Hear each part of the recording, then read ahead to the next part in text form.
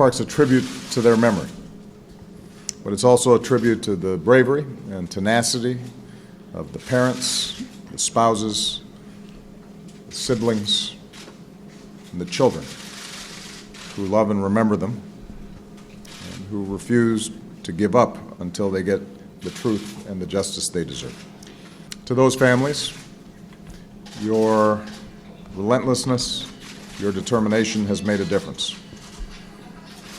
You've driven Argentina's remarkable efforts to hold responsible those who perpetrated these crimes. You are the ones who will ensure that the past is remembered and the promise of nunca más is finally fulfilled.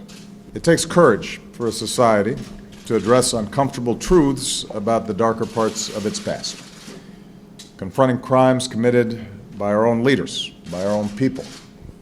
That can be divisive and frustrating, but it's essential to moving forward, to building a peaceful and prosperous future in a country that respects the rights of all of its citizens.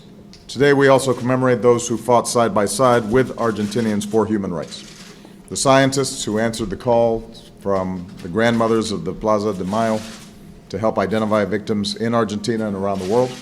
The journalists, like Bob Cox, who bravely reported on human rights abuses despite threats to them and their families.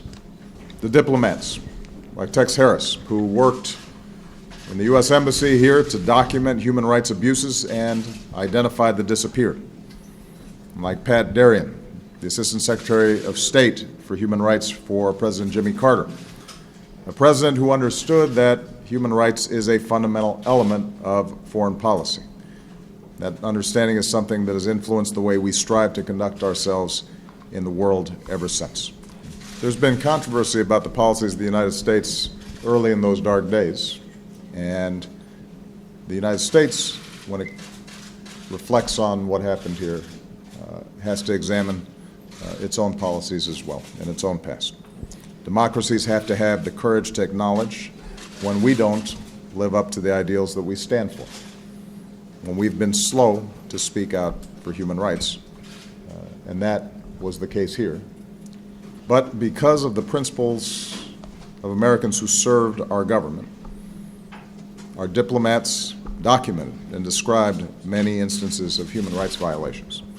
And in 2002, as part of a 2-year effort, the U.S. declassified and released thousands of those records, many of which were used as evidence to hold the perpetrators accountable. Today, in response to a request from President Macri, and to continue helping the families of the victims find some of the truth and justice they deserve, I can announce that the United States government will declassify even more documents from that period, including for the first time military and intelligence records, because I believe we have a responsibility to confront the past with honesty and transparency. A memorial like this speaks to the responsibilities that all of us have. We cannot forget the past, but when we find the courage to confront it, when we find the courage to change that past, that's when we build a better future. And that's what the families of the victims have done, and the United States of America wants to continue to be a partner in your efforts. Because what happened here in Argentina is not unique to Argentina, and it's not confined to the past. And each of us have a responsibility each and every day to make sure that wherever we see injustice, wherever we see rule of law flouted, that we are honest witnesses, that we're speaking out, and that we're examining our own hearts and taking responsibility to make this a better place for our children and our grandchildren. You know, the work that she's doing to prepare more of our young people, and especially our young women, for the jobs of tomorrow is inspiring. I'm glad to hear that when Celeste visited the United States as part of the Young Leaders Initiative, she got to go to her first National Basketball Association game in Denver.